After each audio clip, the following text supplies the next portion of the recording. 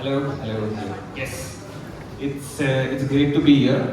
First of all, thank you to all the entrepreneurs who made it here today. I am audible, right? Cool. Okay. So we need to have more of these sessions where we as investors get off from our high horses and pitch to you guys, right? So it's us doing the hard work, and sometimes that's a good thing as well. It humbles you. Cool. So I'll get on with my pitch. Malpani Ventures is a single family office. What we do is we come in fairly early at the pre-seed and seed stage. We manage private investments for Dr. Malpani and his family.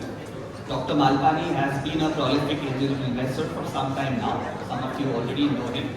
Right? And over the last 15 years, we've sort of structured the investments under Malpani Ventures. Right? What we do is we come in with 1 to 5 crore checks and reserve significant amounts for follow-on. This is a portfolio snapshot of what we've accomplished so far. As you can see, we are well diversified across software, healthcare, education, right? And because we've been doing this for so long now, we recently saw our first IPO as well, IKS Healthcare. So IKS Healthcare ensures that US-based hospitals and clinics collect their dues from insurance companies. We were invested in this company for probably around 20 years. Right? So we've seen firsthand the benefits of long-term compounding. Right? And just a side note, the company listed at a valuation of northwards of 30,000 crores. Right? So that's the value of staying invested for so long in a single company. Right?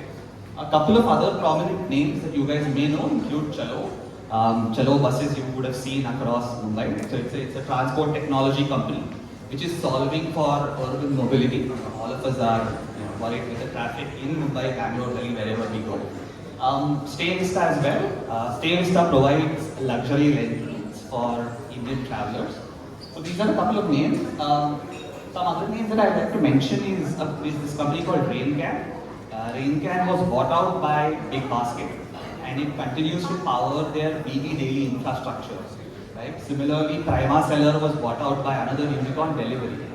So the whole point is that we've seen several life cycles play out in our startup career, including IPOs, including strategic buyouts. So we understand the benefits of staying invested. I'll talk quickly about our investment thesis as well. It's fairly simple. We say we invest in all things B2B. So that can include software, that can be marketplaces, that can be service businesses as well, right? While we are broadly sector agnostic within B2B, our investments tend to concentrate in these areas, which is enterprise, SMB tech, healthcare or education. Right? We selectively also do some consumer tech plays as well, as you saw on the previous slide. When do we come in? The earliest that we can come in is at the MVP stage. So when the founder has some kind of a product built out, that is when we can really assess whether this is truly a venture scale business. But our sweet spot is when you've actually had your first set of beta customers, right? So that we can have one round of interaction with customers. So nothing beats customer validation for a VC, right? That's what I would like to emphasize on, that you should have at least some feedback from someone who's non-biased, right? So that helps us a lot in assessing the opportunity. We are very transparent about our valuation band. The first check will be between 15 to 50 crores, while we are flexible, with some checks. But broadly, this tends to be the range. Yes. So some themes that we are bullish on. Obviously we are very bullish on healthcare, but where true disruption is happening, right?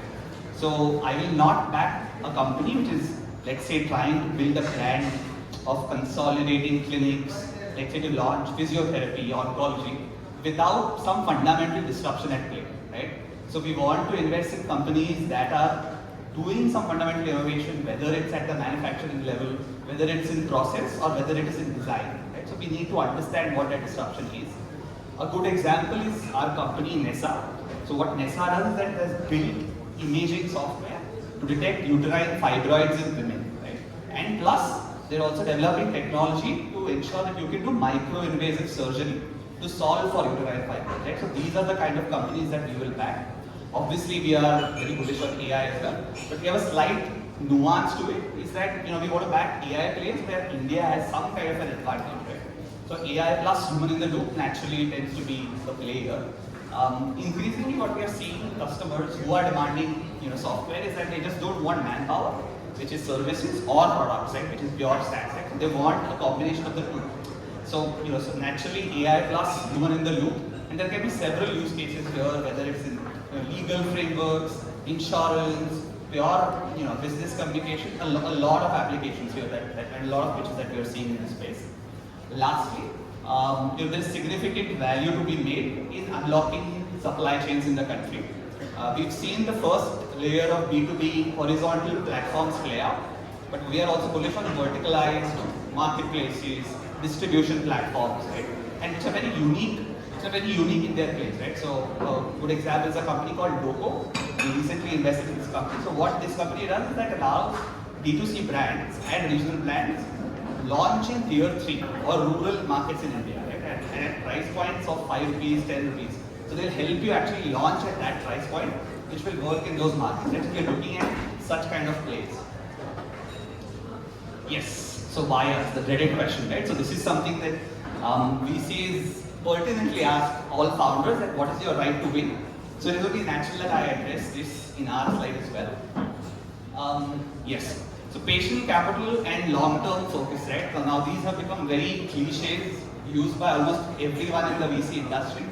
But the harsh reality is that all funds are bound by their life cycle, right? No VC or PE can have a long-term view or a view beyond a 5 to 8 year time scale. That is the harsh truth, right?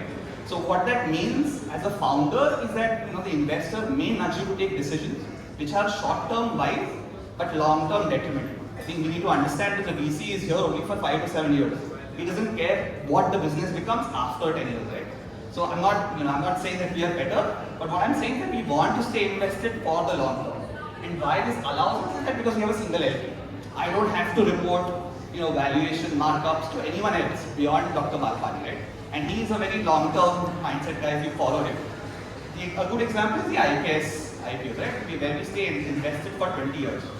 So the value that we bring in as a family office is just the long-term potential that we see in a business, right? So as long as we are aligned with your vision and we see that there is a market to grow into, we will stay invested. So we call ourselves as permanent owners of a business, and we truly mean it, right? A quick couple of other points that I would like to mention is that we form our own conviction, right? So you will rarely see us participating with other big VCs, and that is by choice. Right? We are not people who will follow on just because a larger VC is coming in. We prefer to form our own conviction. And we will not do a spray and pray. Right? So we will do very limited bets. We look at our portfolio, it's not a lot of names for 15 plus years experience. But we will go very deep. Right? So we will invest into 3-4 rounds in a company and take larger bets if the business grows. Lastly, I'd like to highlight that we are very high on transparency and ethics. Some of you already know the background that has happened. But the point I want to try to make is that our website also has our term sheet and our shareholders agreement right there on our website. Right? So there is no hanky-panky stuff with us. We value transparency very highly, and we expect the same from our founders. Right? So I believe that's a reasonable bias slide right there. Lastly, I just finish my pitch with this. Right? So one question that I keep getting asked is that how do you add value? Right? I do add value by all of the points that I mentioned below. But frankly, my belief is that most investors cannot add value to investing companies. Right? That is the cold truth. Right? But what we do offer is a sounding board, right, and a mirror to all our founders. Right? So we want to be the first port of call, whether it is a win or in moments of crisis. Right? Secondly, through our public investment arm, we offer you connections to 100 plus business families in India. These can be potential business partners, customers, or investors as well.